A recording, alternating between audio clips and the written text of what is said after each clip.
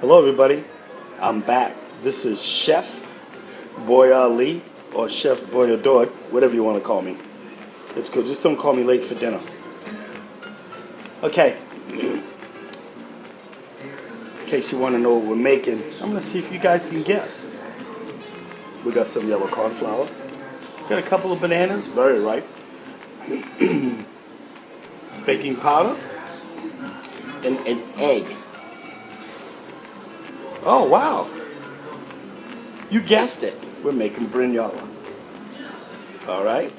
I'm the only one taping here, so I'm going to have to piece this together for you in stages. All right. We'll get right back to you. Thank you. Okay, everybody. This is the best I can do.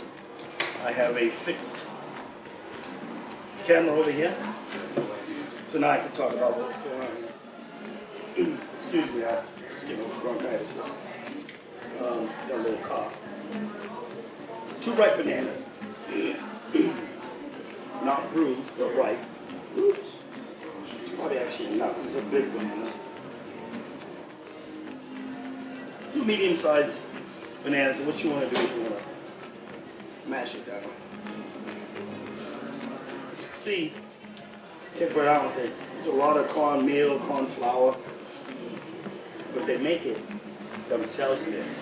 Back in the day, I don't know if I'm sure they bag it now and everything else, but when the corn grew over there, they would use like a mortar and pestle, but a real large one, and they would really mash their corn. You can see videos on YouTube, and I found it interesting. And my guess is they got to a consistency with the cornmeal, so you can make a lot of dishes with cornmeal. In this case, we're using corn flour, which I would think that you just mash it even more to literally turn it into a dust. Alright, so what we're going to do is we're going to get this mashed here. That's right. In case you just joined us, we're making brinhola.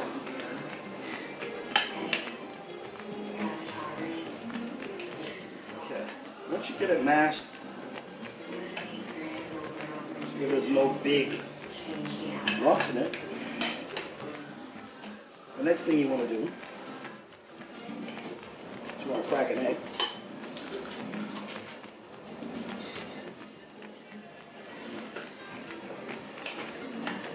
Get that egg beaten well into it. Actually, I could have cracked the egg first. Doesn't matter.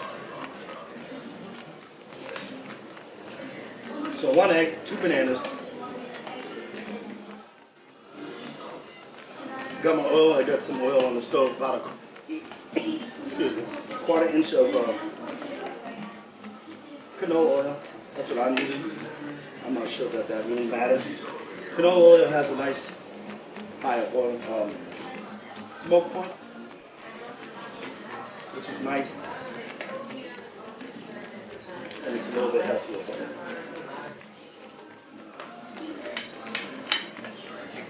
All right. At this point, I'm going to add in a quarter of a teaspoon, thereabouts,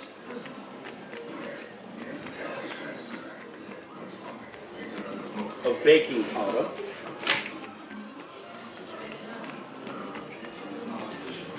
Then I'm going to add 5 tablespoons of corn flour and work that in. I'm going to use like 5 heaping tablespoons. I mean, not overly heaping, but let's take a look. This is what I'm doing. 1 tablespoon. Got 2 bananas, a big banana, so there we go. 2, 3.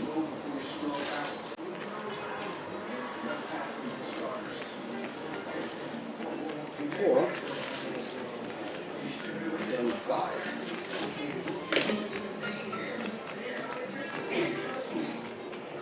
A lot of these recipes, there's no measurements for, so we have to play with them trial and error. I mean, as they're crossed over and brought to us, you may find out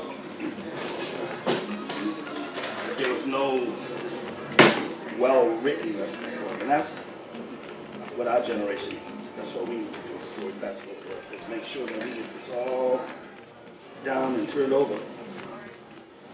Anyways, this is what I have for a mixture.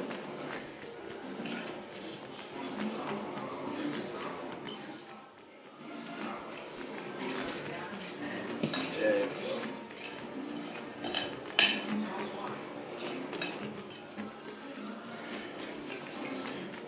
Now my mixture, I may have put a little bit too much corn flour. A little bit, I might have went a little heapy crazy. Maybe not, we'll find out. It's looking better now than I mixed it up. I'm getting that right, I'm just going to turn on the heat of my oil.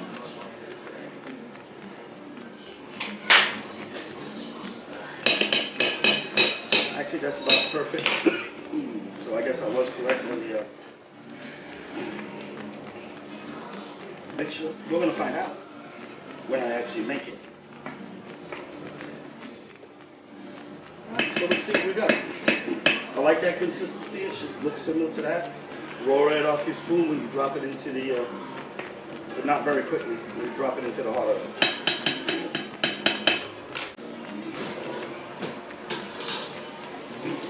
What I'm going to do is I'm going to bring this over to the stove. I can't hold it. Let me see what I can do.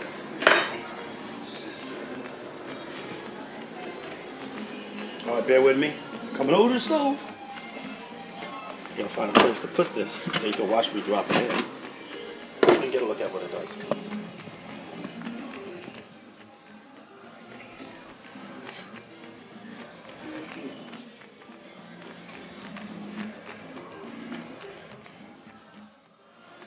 Okay.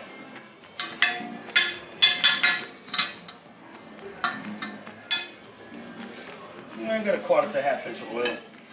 You don't need maybe as much as I just dropped in there. Could go a little bit less. Let's see what this does.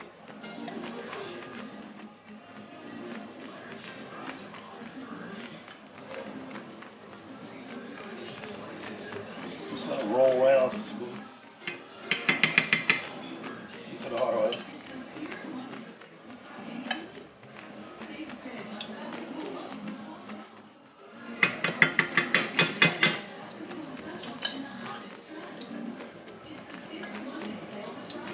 These are actually a little bit big. Yeah, whatever you want to do, it's preference.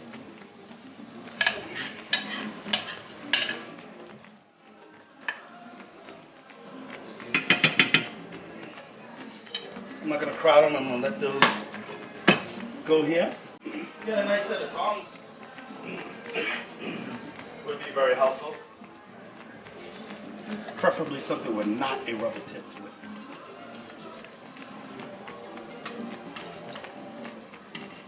Okay, that one could have been a little bit hard, but it's okay. Alright. Let's let this do its thing. I just want to make sure it didn't stick to the bottom. I'll let that cook. You guys can stay right with me.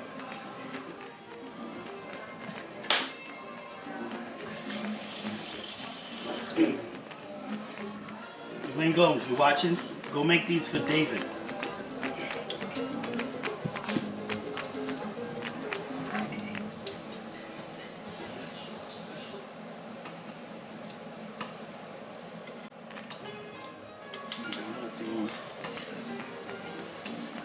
Tricky to turn these. When I learned how to do these, Tima says, I would watch how she turns these.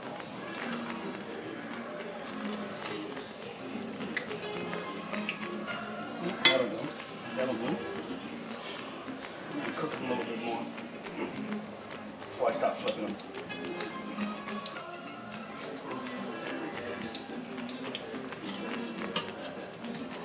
Anybody want to come over and have some? Maybe we can have some of these with some tea or some greaser. I'm having a heck of a time using these tongs. So forget I said use the tongs. Use what works for you.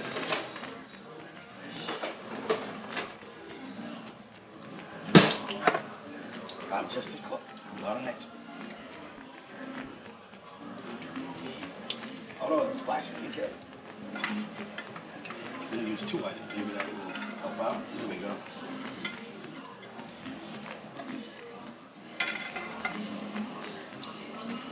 definitely could use a little less oil. That's okay.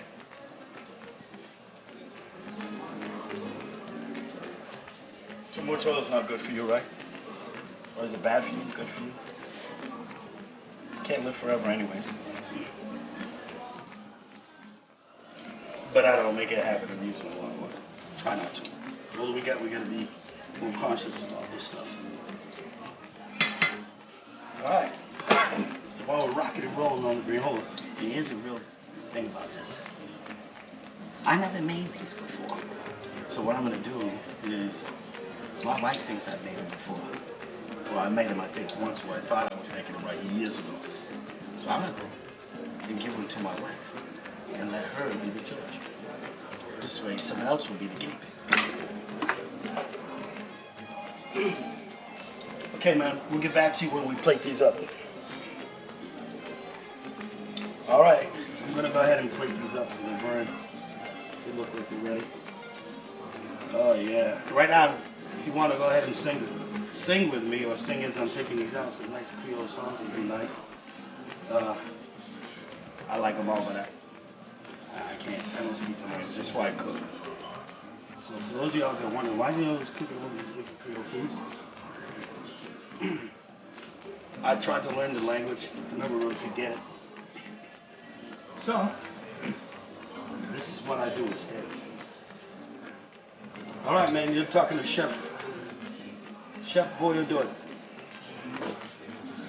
We're out. We're gonna they really look good. I hope they're good. I'll let you know. Thank you.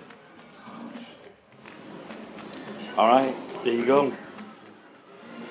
We have Cape Verdean Brinhola with 2 nice hot cups of tea. Did you know that was Cape Verdean tea? Who could tell me a little bit about Cape Verdean tea? Okay, I'm going to go ahead and let you know the secret of Cape Verdean tea. It's this simple. I'm a Cape Verdean. My name is Lee Rocha. I made the tea that makes it Cape Verdean tea. My rules, my house. Goody go go. I'm out. I'm going to bring this to my lovely wife and see how she likes it. Hi, Pauline. She's testing out the Brinhola for us to see if it's authentic. She just had some recently. Delicious. Really, is it good? Just like what we had? Mm-hmm. Okay, because you don't have to lie because, you know, I'm your husband. No, very good. All right, I man. would have probably like a little more banana. A little bit more? Maybe I put a little bit too much corn flour. I put 2 bananas. But it's not too sweet, so that I like. Right, I didn't want to make it too sweet. It's not too sweet, but I think a little more bananas. Okay, so next time, for those of you who've been following me, I made a little bit too big of heaping tablespoons, I'm sorry, which again, the ingredients were 2 bananas, mashed down, 1 egg, 1/4 teaspoon of the baking powder, and I put 5 heaping tablespoons. I'm going to go with less than the heaping tablespoon sizes that you saw earlier in the video. And that's about it. Thanks for tuning in with us and hanging out at the Rocha house. See you later. Say bye, Pauline. Bye.